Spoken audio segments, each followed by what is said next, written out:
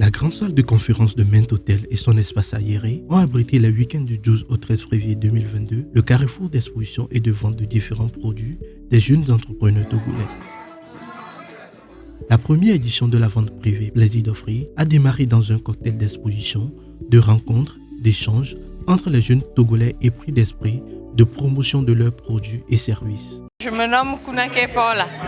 Moi, je suis essentiellement dans les gourmandises. Je fais des biscuits, surtout des cookies faits maison. Je fais des gâteaux, je fais du yaourt, je fais du sirop de citron et plein d'autres choses aussi. Une dizaine d'exposants venus d'horizons divers de la capitale togolaise, Lomé.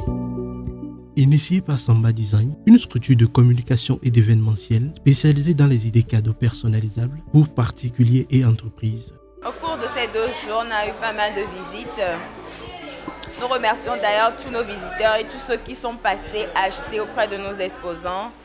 On ne s'attendait pas à autant de personnes pour une première édition, mais quand même on a eu de la mobilisation. On espère que pour la prochaine édition, on aura encore plus de visiteurs et plus d'exposants.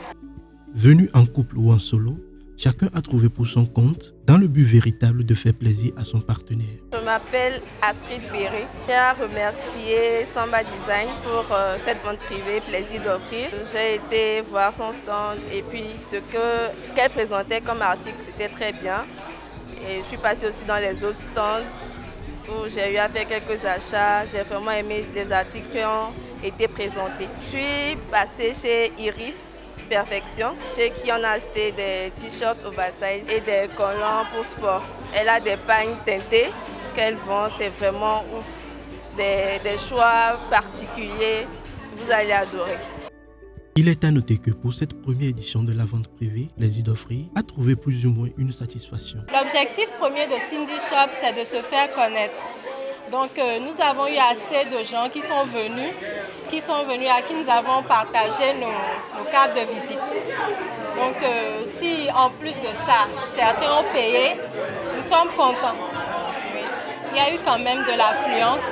À propos de beauty, l'impression que j'ai déjà dans un premier temps, c'est qu'il n'y a pas vraiment assez de monde, il n'y a pas assez de ventes, mais quand même, c'est pas mal quand même. Qu'on fasse plus de communication autour de l'événement.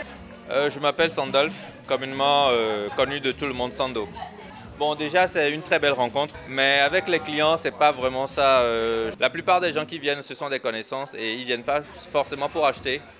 C'est juste pour nous, encourager. Plus de communication, surtout.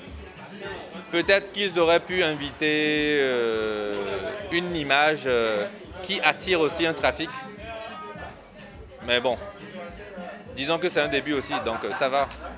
Un espace plus grand et de la musique un peu plus à fond pour attirer plus de gens. Mais vraiment, l'organisation est à féliciter. Cette vente privée est une véritable opportunité pour tous. Cet événement n'est que le début d'un large périple que la structure a dans son agenda pour cette année 2022.